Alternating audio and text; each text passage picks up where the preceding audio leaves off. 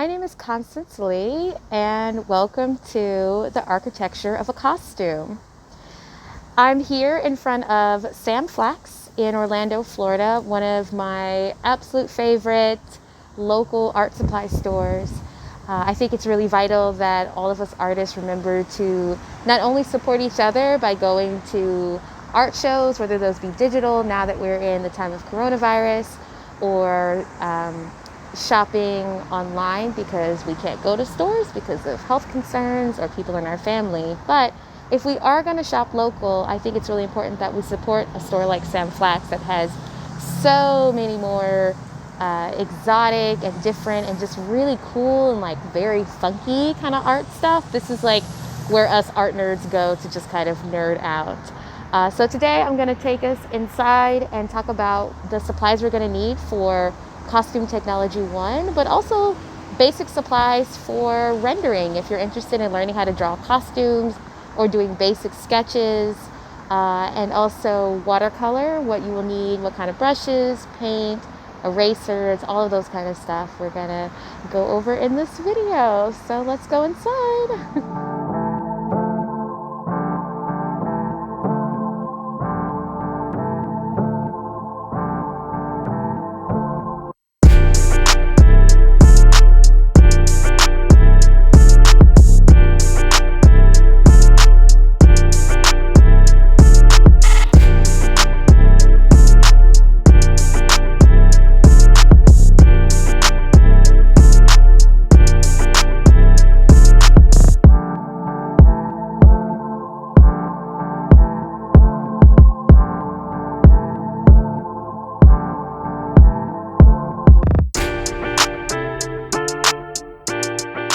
So for our first section in this class, we're going to start with drawing, how to draw costumes, people, the figure, and the body. Very intro, but these are things that all artists need to learn. So on the syllabus and the supply list, I've added a set of pencils. Now, you can choose between the 6 set as long as it has a good range of H's and B's, and the H is for hard and the B is for soft. Why isn't it S? I don't know. I didn't come up with the system, but that's the way the system works. But I originally really liked the 12 set when I was in art school. I found that because I was so new to art, I kind of needed to experiment with different pencils, especially because our first lesson is going to involve a lot of shading, a lot of shadowing, and having a range of hards and softs and Bs. Some costume designers say that 4B is the perfect B to sketch costumes with. Honestly, I've used all of them.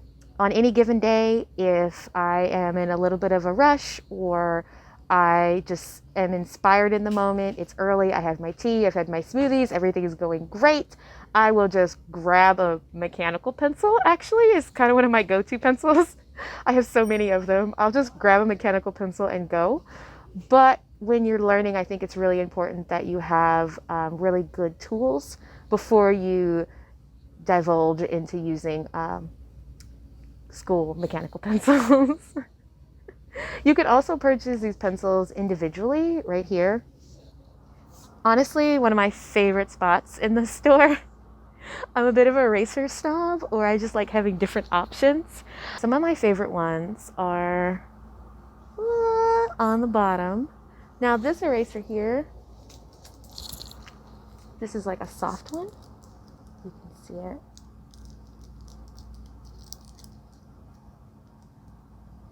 Now this is really good when we do our lesson on shading. It's gummy, and so you can really get in there and just like pick up if you feel like you have a little bit too much graphite on the paper, or you just need to just do like a little bit of a curve. It's amazing how this one will pick up just enough, but it's not one you want to use if you need to erase an entire drawing because it will just get hot and gooey and gunky. And also I found that I have to keep this in a little plastic bag because it will fall on the floor and it will pick up everything on the floor and everything on the table and everything that it touches. which is why it's really great for graphite, because it is so sticky and it is an eraser. But when I was in college, I was like all about this one. Maybe I can put these up right. I was all about this type of eraser. This has like the rubber side versus the soft side. I find these work probably the best for costuming, because we have like a lot of people and like a lot of curves. You just get like a really nice kind of like wedge eraser to it. A lot of people in drafting use these, but if all you have is one of these, or if you go to the Dollar Tree and you see these, this will get you through the class without any problems. It's just more important that you have one, because we all make mistakes. If you meet an artist that says that they never use an eraser, they're lying. There may be a few, like 0.00001% of artists on this planet that can sit down and draw it and it's perfect. And that's it. That's just them. The rest of us have to practice. So let's talk about drawing paper. I believe on the list I have a simple drawing pad like this one. So the weight on this paper is sold by sheets, sizes, and by the weight of it. And the weight really means of how much pressure was applied to the paper. So the thicker the paper, usually the more pressure. On this one, if you look at the bottom, it's 70 pounds for 50 sheets, and it is 9 inches by 12 inches. There's actually a lot of discrepancies between watercolor paper and drawing paper. It's very annoying, and then when you get into your building your portfolio will not match your drawing paper, which will not match your watercolor paper, which will not match your graphite paper, which will not match your newspaper. There's like so many different paper sizes. And so you kind of always have to give yourself buffers and edges, and not every piece is going to fit into your portfolio because of this size discrepancy. But for this class, because it's all digital, pick paper that will fit on a scanner, paper that is easy to carry if you're traveling while you're taking this class, and paper that you can afford to make mistakes with. You know, there's no point buying the most expensive paper that the store has and then you're afraid to use it. I would rather you get paper that you feel comfortable messing up, using again, you know, tearing up, starting over, instead of trying to get like the perfect drawing on the first time. This class is not about perfection. Being an artist is not about perfection. It's about perfecting the art of being imperfect. Okay, so they have some other papers here. Let's see. Now the difference between sketch paper, as you might see like up here, you might wonder, why does this say sketch and the other says drawing? Aren't they the same? Well, if you look at the bottom, again, the weight of the paper, see if we can get a good look at that. This is only 60 pounds, which again means that there was only 60 pounds of pressure applied to the paper, which makes the paper a little bit more grainy and a little thinner. This paper might not be the greatest if you want to do any mixed media, or if you know that you're like a really heavy, like you like kind of dig in with the pencils. Not the best paper for you. But for this class, I think 24 sheets should be sufficient. 70-pound paper, drawing paper. And right now at Sam Flax, the Strathmore pads, which is this brand up here, and this brand, I think all of these are Strathmores, are 40% off. You can see that up there, which is great because they also offer you a 20 to 25% discount being a Valencia student or any student or even faculty. And then you can also get a 40% off on other items too. So let's talk watercolor. I love watercolor. It is most people's least favorite medium to work in because it's water. Water doesn't believe in having boundaries. It moves. It's also see-through, which is something that once I figured that out, it definitely helped me understand how to lay in color. So whatever you start with and then your next layer and your next layer, you're going to see all the layers underneath, which can be to your benefit or it could potentially be to your detriment. It depends on what you're trying to get. Because watercolor is translucent, sometimes getting really saturated colors can be a little tricky. And we can talk about that when we get into our watercolor unit about how do we add opacity, Maybe sometimes we use a little bit of acrylic. We can use other items like gouache, which gouache is like the love child of acrylic and watercolor. If they had a baby, it would be called gouache. But for this class, all you're going to need is a simple watercolor palette. I actually use so frequently a very, very inexpensive palette because it's costume rendering is not necessarily about perfection. It's not about, this is not your opus. It is about conveying your ideas to the director, your fellow designers, sometimes actors or performers, or definitely producers. A lot of producers are not visual people at all, and so you have to spell it out for them in little bitty bites. And in the design world, we use that through color and texture and renderings and sketches, and also our image board, so that there's many different ways for a non-visual person to start learning and understanding our language. They have these little mini ones. This actually could probably get you through this class, especially if you understand color theory. And you know, you can take your basic colors, which are your primary colors, yellow, red, and blue, and mix all of your colors from there. But this will take a little extra work. So if you're trying to match fabric, sometimes not having a different types of reds and yellows and blues will not get you where you want to go. Wet watercolor paint versus the chalk. Some people prefer the wet, like in the tubes. Some people prefer the cakes. I don't personally have a preference. I think that it's just a matter of how fast you want it. If you want to like put some paint on your palette and start immediately, go get the wet paints, which are over here. If you want to kind of work it in a little bit and let the water saturate into the paint, like little pot paint, then go ahead and get these types of watercolors. These are the kind that they always have at school, and I can tell you that I've done a lot of renderings with these types, and I think as a professional they're like, you should only use this or that, but I think you should use whatever you're either called to or whatever you can afford. These are actually really lovely. I like that they come with a little, they already have the palette built in. If you're thinking of buying your watercolor paints individually, these are the colors that I recommend. Hooker's Green Light, Hooker's Green Dark, Cadmium Yellow, Yellow Ochre, Burnt Sienna, Cadmium Red Hue, Alizarin Crimson Hue, Raw Umber, Burnt Umber, Van Dyke Brown, Prussian Blue, Ultramarine, Cobalt Blue, Chinese White, Lamp Black, and Payne's Gray. These colors you can mix and get a myriad of other colors once you understand basic color theory of red, yellow, and blue are base colors in pigments, and which is different than if you're taking a lighting design class, which has a different color spectrum. But for our class and costume design, we use red, yellow, and blue as our base colors for everything. So I only add in a few orangey colors because I prefer to mix them, which is what a lot of artists do.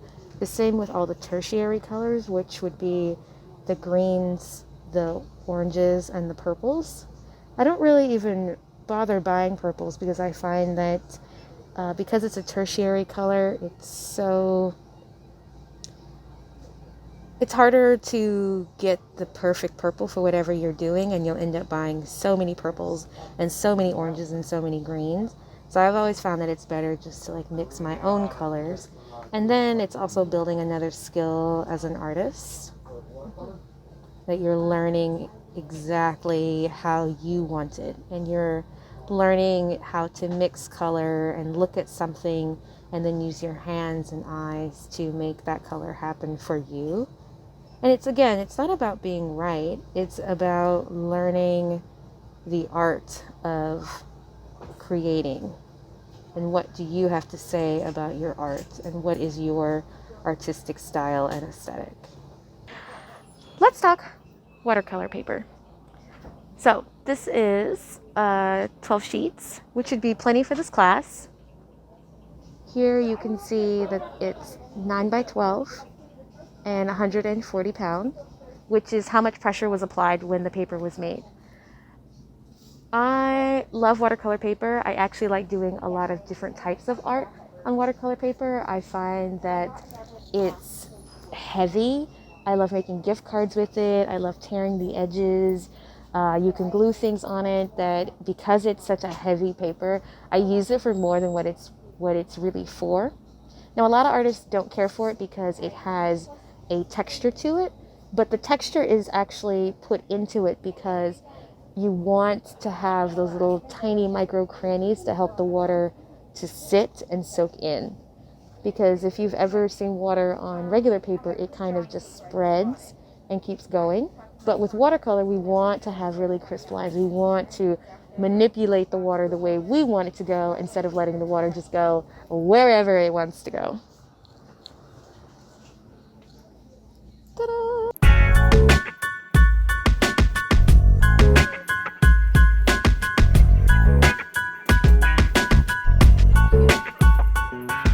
So let's talk brushes. Brushes, I'm not going to sugarcoat it, can be kind of expensive.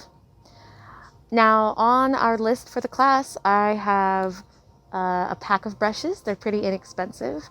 However, it really is true about sometimes you can only be as great as your tools. And I have found that I can use cheap paper, cheap paint, and a good brush, and it will get me through some sticky situations.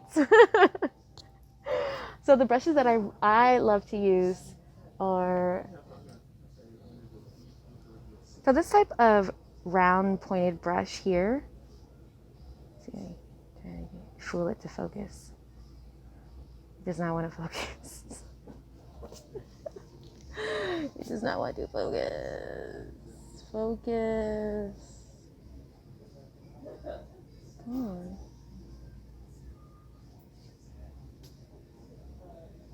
Come on. You can do it. I swear. How you put that?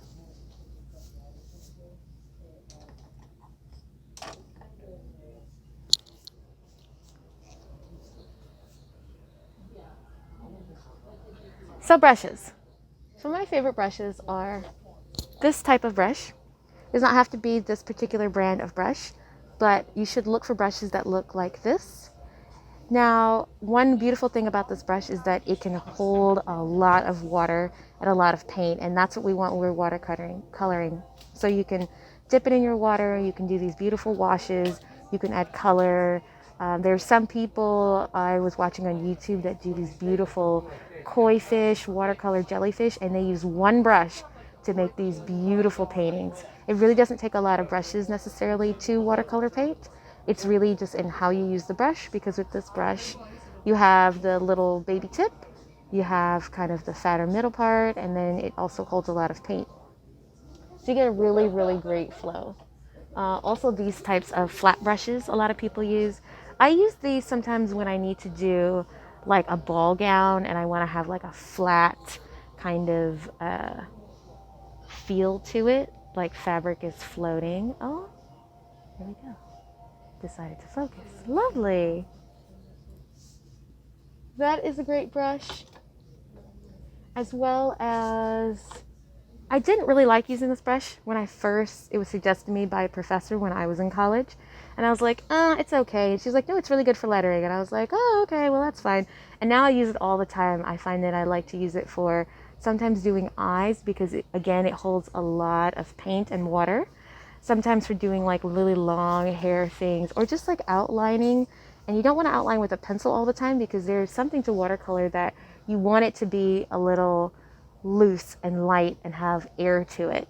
You know, this isn't a pencil drawing. This isn't oils that are very heavy. They're made of earth. It's water. So it should have like lots of flow to it. So this brush I find has like really great flow to it. Now all the brushes in between, you know, you could, if you wanted to, get like a little baby brush. Can you can even see the tip of that? Little baby brush, those are kind of fun. Those are really good for fabric details. You can put them in. And sometimes these little round brushes can be really great too for getting around, like doing faces. Sometimes if you're drawing in legs, I find that those are really great. Let's go down here. They have other brushes. Let's talk about brushes. Ooh, this brush. Oh my god. This is like, it almost looks like a makeup brush. This is like, load me up and we can just flow and paint forever because it has so much to it. Oh, I love new brushes. The art nerd of me is very happy right now. And I feel like there's probably, so a lot of people are really into this fan brush. I've used it. I think it's fine. I think it does a similar technique as this brush, but this brush is going to be much heavier because, again, it can hold that amount of water and paint versus this little fan brush here only can hold so much. So you can get like very light, wispy things. Like if I was doing a dance show and the choreographer and directors wanted everything to be very light, and say the lighting designer wanted things to be very light, then my renderings need to reflect that lightness. Otherwise, I may be conveying a different story that I don't really mean. So because this is an intro class, it is perfectly fine for you to buy brushes in packs. I actually would highly recommend that you buy brushes in packs and then maybe supplement with one nice fan brush, one nice wash brush. Particularly stay with ones that are, you don't want brushes like this style here. These are more for acrylic and oil paints. The bristles are extremely coarse. They don't really hold a lot of water. Again, you can kind of see here in this packet. You want soft brushes. You want brushes that can hold water. And these synthetic brushes do a really good job of that. They also have very nice brushes here that are synthetic squirrel, and those feel amazing and hold so much water. Yeah, so in terms of bang for your buck, now these brushes are very long and you may wonder why. They're really for studio artists that are going to be standing up at really big canvases. And they're at their canvas, and so they need a long brush to kind of like point and paint. But you all should be sitting down and working at a desk or at a table or your kitchen table or somewhere where you can make a mess and have time to sit and think. So I would recommend these types of brushes right here. It's Flax.